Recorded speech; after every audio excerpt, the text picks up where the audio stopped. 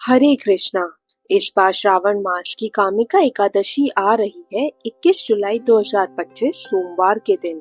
लेकिन आखिर इसमें खास क्या है?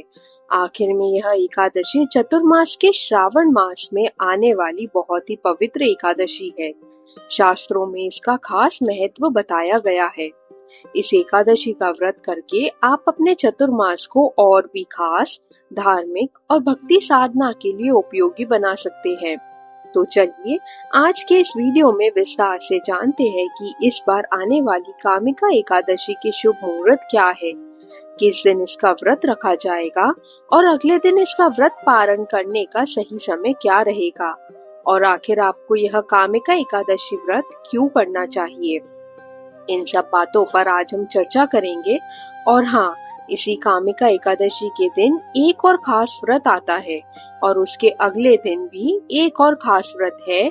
तो ऐसे में आप एकादशी का व्रत कैसे रख सकते हैं, यह भी हम आपको आज के इस वीडियो में बताएंगे। तो इसे अंत तक जरूर सुनिएगा। अब शुरू करते हैं कि कामिका एकादशी कब है। यह खास वीडियो श्री हरिवंश पुराण में भगवान श्री कृष्ण खुद युधिष्ठिर महाराज से कहते हैं कि श्रावण मास के कृष्ण पक्ष की एकादशी को कामिका एकादशी कहा जाता है। यह व्रत सभी पापों को खत्म करने वाला और सभी इच्छाओं को पूरा करने वाला माना गया है। हमारे लगभग सभी ग्रंथों और पुराणों में कहा गया है कि एकादशी का व्रत भगवान श्री हरि को बहुत प्रिय है और चतुर्मास के श्रावण मास में आने वाली यह कामिका एकादशी तो बहुत ही महत्वपूर्ण मानी जाती है। यह एकादशी अपने नाम के मुताबिक मनुष्य की सारी मनोकामनाएं पूरी करती है और इस बार यह एकादशी 21 जुलाई 2025 सोमवार के दिन पड़ रही है। इस एकादशी व्रत का पारण अगले दिन यानी 22 जुलाई 2025 मंगलवार को सुबह 5:38 से 7:08 के बीच होगा। चलिए अब हम एकादशी के दिन के खास मुहूर्त के बारे में देखते हैं।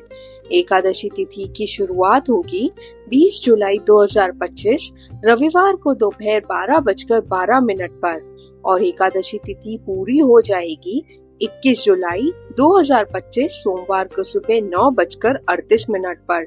लेकिन उदया तिथि के अनुसार देखा जाए तो एकादशी तिथि और व्रत का पालन तभी होता है जब सूर्योदय के समय एकादशी तिथि मिलती हो।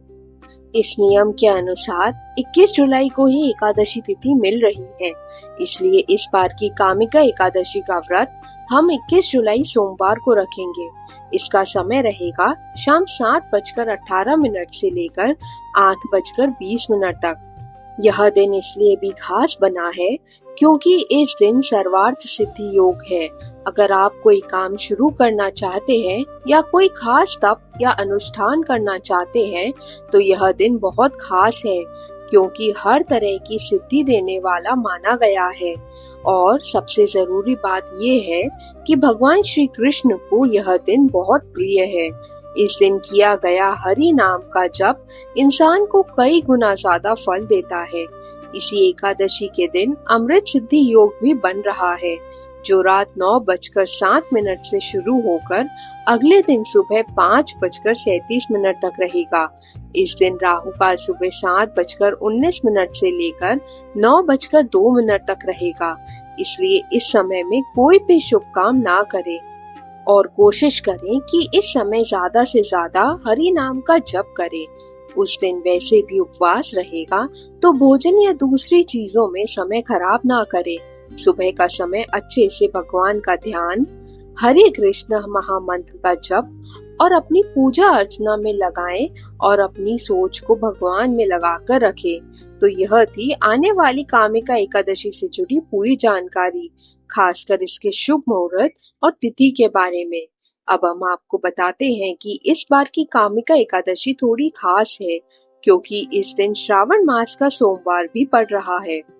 जी हाँ, आप में से कई लोगों ने श्रावण मास के सोमवार या फिर 16 सोमवार का व्रत रखने का संकल्प लिया होगा। अब ऐसे में किसी के मन में सवाल आ सकता है कि जब एकादशी और सोमवार दोनों एक साथ पड़ रहे हैं तो किस व्रत का पालन करें। अगर आप चाहें तो दोनों व्रत एक साथ रख सकते हैं और दोनों देवताओं की पूजा एक ही दिन कर सकते हैं। सुबह सबसे पहले आप अपने इष्ट देव और गुरु का ध्यान करते हुए एकादशी व्रत की पूरी विधि से पूजा पाठ और संकल्प कर ले और उसकी कथा भी सुन ले। इसके बाद आप भगवान शिव की सोमवार की पूजा विधि भी अपने नित्य कर्म के अनुसार पूरी कर ले और सोमवार की कथा भी जरूर सुने। ये दोनों कथाएं आपको हमारे चैनल पर मिल जाएंगी। कथा सुनने के बाद एकादशी और सोमवार व्रत में एक चीज समान है, उपवास। वैसे भी सोमवार के व्रत में भी उपवास रखा जाता है और एकादशी में भी। जो चीजें एकादशी में नहीं खानी चाहिए वही सोमवार के व्रत में भी नहीं खानी चाहिए। सोमवार के व्रत में आप शाम को थोड़ा अन्न खा सकते हैं, लेकिन एकादशी में अन्न नहीं खाते तो आप सोमवार को ऐसा कर सकते हैं कि भगवान शिव को खुश करने के लिए पूरा दिन उपवास रखें और शाम को केवल फलाहार लें। इस फलाहार में आप फल, दूध या एकादशी का प्रसाद ले सकते हैं और उसे भगवान को चढ़ा भी सकते हैं। शिव जी की पूजा में जो अन्न का नैवेद्य चढ़ाना होता है वह आप शिव जी को शाम को अर्पित कर सकते हैं, लेकिन उसे खुद ना खाएं। उसे अगले दिन के लिए रख लें ताकि अगले दिन जब आप एकादशी का व्रत पारण करें तो वही शिव जी का महाप्रसाद लेकर पारण करें। ऐसा करने से आपको भगवान शिव की विशेष कृपा मिलेगी, क्योंकि भगवान शिव खुद हर समय राम नाम का जप करते रहते हैं। उन्हें भगवान विष्णु बहुत प्रिय है और वे परम वैष्णव माने जाते हैं। इसलिए भगवान शिव की खुशी के लिए आप अन्न का प्रसाद सोमवार को शाम के समय लेने के बजाय अगले दिन सुबह एकादशी का पारण करते समय उसी प्रसाद से पारण कर सकते हैं। ऐसा करने से आप देखेंगे कि दोनों व्रतों का पालन करके भगवान शिव और भगवान श्री कृष्ण की विशेष कृपा मिलेगी और आपके जीवन में जरूर कोई ना कोई अच्छा बदलाव आएगा। इस तरह अगर आप इस एकादशी पर दोनों व्रत रख रहे हैं तो आप दोनों व्रत एक साथ निभा सकते हैं। अब एक सवाल यह भी आया था कि एकादशी के अगले दिन भी व्रत है और वो है प्रदोष व्रत। इस बार 22 जुलाई को भौम प्रदोष व्रत आ रहा है, तो इसे कैसे करें? अगर आप शारीरिक रूप से ठीक हैं, तो आप दोनों दिन उपवास रख सकते हैं, लेकिन जैसा कि हम जानते हैं एकादशी व्रत का पारण करना जरूरी होता है। इसलिए आप एकादशी के अगले दिन यानी 22 तारीख को सुबह पारण के समय अन्न का एक दाना लेकर पारण कर सकते हैं, या फिर सोमवार को भगवान शिव को जो भोग आपने रात को या शाम को चढ़ाया था उसका एक दाना लेकर भी पारण कर सकते हैं और इसके बाद प्रदोष व्रत वैसे ही रख सकते हैं। इस तरह आप भगवान शिव से प्रेम से प्रार्थना करें तो आपका प्रदोष व्रत भी पूरा रहेगा और आप तीनों व्रत यानी एकादशी, 16 सोमवार और प्रदोष व्रत एक साथ कर पाएंगे। अगर आपको शरीर में कोई कमजोरी, बीमारी या थकान लगती है तो आप फल वाला प्रसाद ले सकते हैं, एकादशी प्रसाद खा सकते हैं, फल खा सकते हैं, दूध या दूध से बनी चीजें ले सकते हैं।